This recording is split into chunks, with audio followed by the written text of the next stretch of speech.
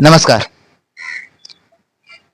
मोहनदास करमचंद गांधी यानी महात्मा गांधी को लेकर आज की पीढ़ियों में कई तरह की भ्रांतियां हैं। और सच पूछे तो जिस उम्र में हम होते हैं, यंग एज में, गांधी को समझना उतना आसान है भी नहीं। वहाँ भगत सिंह ही ज्यादा समझ में आते हैं। पर जैसे जैसे आपकी उम्र बढ़ती है तब आपको गांधी के योगदान के बारे में पता चलता है कि इस देश को बनाने में, लोगों को तैयार करने में उनका कितना बड़ा योगदान। अहिंसा, सत्य, ये ऐसी चीजें यंग एज में तो बकवास लगती है क्योंकि तब आपका खून गर्म होता है। लेकिन जैसे जैसे आप में समझदारी बढ़ती है तो पता चलता है कि इनका कितना महत्व है। लोग कहते हैं चरखा चलाने से आजादी नहीं आई, खून बहाने से आई। आई होगी, लेकिन चरखा चलाने से गांधी ने लोगों को आजादी के लिए तैयार किया। चौरा चौरी हत्याकांड के बाद उन्होंने अपना असहयोग आंदोलन तुरंत वापस ले लिया, जबकि उस आंदोलन का एक बहुत बड़ा महत्व था और वो बहुत असरकारक था। जिसके बावजूद, क्योंकि उन्हें लगा कि शायद देश के लोग अभी उस तरह से तैयार नहीं है आजादी को लेकर। अगर इस समय उन्हें आजादी मिली तो हो सकता है कि वो पगला जाए या पागल हो जाए। गांधी का कितना प्रभाव था इस पर एक कहानी है, मुंशी प्रेमचंद ने लिखी है। तो चलिए शुरू करते हैं। मैकू। कादिर और मैकू ताड़ी खाने के सामने पहुंचे तो वहां कांग्रेस के वॉलेंटियर झंडा लिए खड़े नजर आए। दरवाजे के इधर उधर हजारों दर्शक खड़े थे। शाम का वक्त था। इस वक्त गली में पियक्कड़ों के सिवा और कोई न आता था। भले आदमी इधर से निकलते झिझकते। पियक्कड़ों की छोटी छोटी टोलियां आती जाती रहती थी। दो चार वेश्याएं दुकान के सामने खड़ी नजर आती थी। आज ये भीड़ भाड़ देखकर मैको ने कहा, बड़ी भीड़ है बे, कोई 200-300 आदमी होंगे। कादिर ने मुस्कुराकर कहा, भीड़ देखकर डर गए क्या? सब हुर्र हो जाएंगे, एक भी न टिकेगा। ये लोग तमाशा देखने आए हैं, लाठियां खाने नहीं। मैकू ने संदेह के स्वर में कहा, पुलिस के सिपाही भी बैठे हैं। ठेकेदार ने तो कहा था पुलिस न बोलेगी। कादिर ने कहा, हाँ बे, पुलिस न बोलेगी। तेरी नानी क्यों मरी जा रही? पुलिस वहां बोलती है जहां 4 पैसे मिलते हैं या जहां कोई औरत का मामला होता है। ऐसी बेफजूल बातों में पुलिस नहीं पड़ती। पुलिस तो और शय दे रही है। ठेकेदार ने साल में सैकड़ों रुपए मिलते हैं। पुलिस इस वक्त उसकी मदद न करेगी तो कब करेगी? मैकू ने कहा, चलो आज 10 हमारे भी सीधे हुए, मुफ्त में पिएंगे वो अलग। मगर सुनते हैं कांग्रेस वालों ने बड़े बड़े मालदार लोग शामिल हैं, वो कहीं हम लोगों से कसर निकालें तो बुरा होगा। कादिर ने कहा, अबे कोई कसर वसर नहीं निकालेगा। तेरी जान क्यों निकल रही है? कांग्रेस वाले किसी पर हाथ नहीं उठाते, चाहे कोई उन्हें मार ही डाले। नहीं तो उस दिन जुलूस में 10-12 चौकीदारों की मजाल थी कि 10,000 आदमियों को पीट कर रख देते। 4 तो वहीं ठंडे पड़ गए थे, मगर एक ने हाथ नहीं उठाया। इनके जो महात्मा हैं वो बड़े भारी फकीर हैं। उनका हुक्म है कि चुपके से मार खा लो, लड़ाई मत करो। यूं बातें करते करते दोनों तड़ी खाने के द्वार पर पहुंच गए।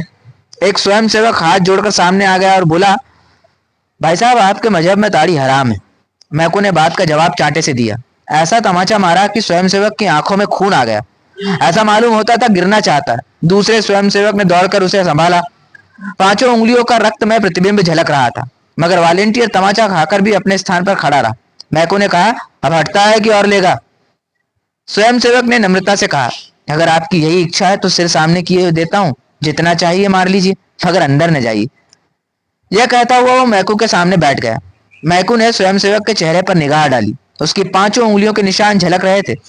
मैकू ने इसके पहले अपनी लाठी से टूटे हुए कितने ही सिर देखे थे, पर आज किसी ग्लानि उसे कभी न हुई थी।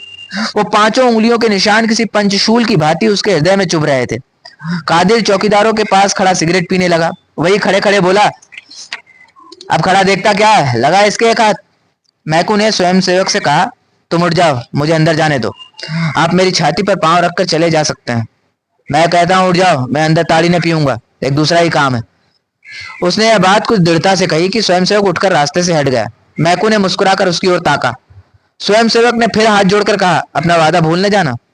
एक चौकीदार ने बोला, लाहत के आगे भूत भागता है, एक ही तमाचे में ठीक हो गया।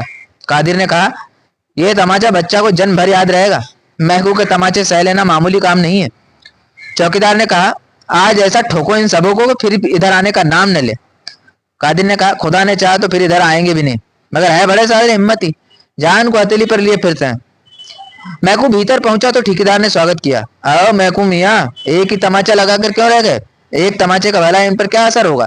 बड़े लतखोर है सब, कितना ही पीटो असर ही नहीं होता। बस आज सबों के हाथ पांव तोड़ दो, फिर इधर ना आए। मैकू ने कहा, तो क्या और ना आएंगे? ठेकेदार ने कहा, फिर आते सबों की नानी मरेगी। मैकू ने कहा, और जो कहीं इन तमाशा देखने वालों ने मेरे ऊपर डंडे चलाए तो? ठेकेदार ने कहा, तो पुलिस इनको मार भगाएगी, एक झड़प में मैदान साफ हो जाएगा। लो, तब तक एक आध बोतल पी लो, मैं तो मुफ्त पिला रहा हूं आज। मैकू ने कहा, क्या इन ग्राहकों को भी मुफ्त? ठेकेदार ने कहा, क्या करता, कोई आता ही ना था, सुना कि मुफ्त मिलेगी तो सब धस पड़े। मैकू ने कहा, मैं तो आज नहीं पीऊंगा। ठेकेदार ने कहा, क्यों? तुम्हारे लिए तो आज ताजी ताड़ी मंगवाई है। मैकू ने कहा, यूं ही आज पीने की इच्छा नहीं। लाओ कोई लकड़ी निकालो, हाथ से मारते नहीं बनता। ठेकेदार ने लपक कर एक मोटा सोटा मैकू के हाथ में दे दिया और डंडेबाजी का तमाशा देखने के लिए द्वार पर खड़ा हो गया। मैकू ने एक क्षण डंडे को तोला, तब उछलकर ठेकेदार को ऐसा डंडा रसीद किया कि वहीं दोहरा होकर द्वार में गिर पड़ा। इसके बाद मैकू ने पियक्कड़ों की ओर रुख किया और लगा डंडों की वर्षा करने। न आगे देखता था न पीछे, बस डंडे चलाए जाता था। ताड़ीबाजों के नशे हिरन हुए, घबरा घबरा कर भागने लगे, पर किवाड़ों के बीच में ठेकेदार की देह बिंधी पड़ी थी। इधर से फिर भीतर की ओर लपके। मैकू ने फिर डंडों से आवाहन किया। आखिर सब ठेकेदार की देह को रौंद रौंद कर भागे। किसी का हाथ टूटा, किसी का सिर फूटा, किसी की कमर टूटी। ऐसी भगदड़ मची कि 1 मिनट के अंदर ताड़ी खाने में एक चिड़िए का पूत न रह गया। एकाएक मटकों के टूटने की आवाज आई।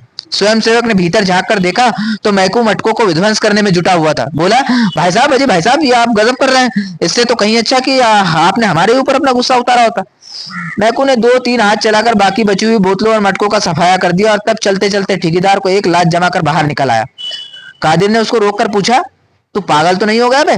क्या करने आया था और क्या कर रहा है? मैकू ने लाल लाल आंखों से उसकी ओर देखकर कहा, हाँ, अल्लाह का शुक्र है कि मैं जो करने आया था वो ना करके कुछ और ही कर बैठा।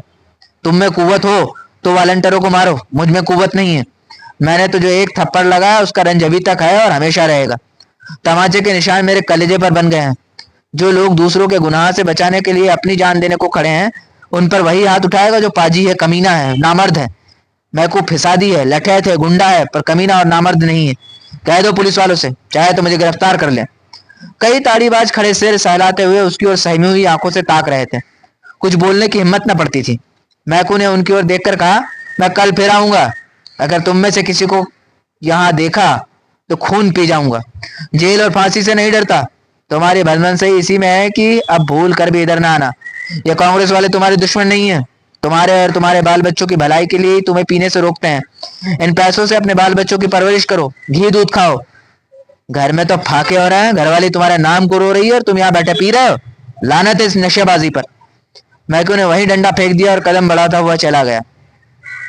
इस वक्त तक हजारों आदमियों का हुजूम हो गया था। सभी श्रद्धा, प्रेम और गर्व की आंखों से मैकू को देख रहे थे।